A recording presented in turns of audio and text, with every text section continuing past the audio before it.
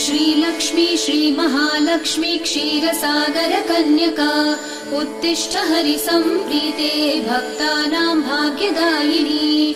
श्रीलक्ष्मी श्रीमहालक्ष्मी क्षीरसागर कन्यका उत्तिष्ठ हरिसम्प्रीते भक्तानां भाग्यदायिनी।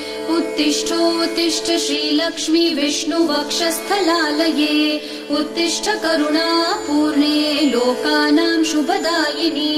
उत्तिष्ठोत्तिष्ठ श्रीलक्ष्मी विष्णुवक्षस्थलालये उत्तिष्ठ करुणापूर्णे लोकानां शुभदायिनी। श्रीपद्ममध्यवसिते वरपद्मनेत्रे श्रीपद्महस्तचिरपूजित पद्मपादे श्रीपद्मजात जननी शुभपद्मवक्त्रे श्रीलक्ष्मी भक्तवरदे तव सुप्रभातम्।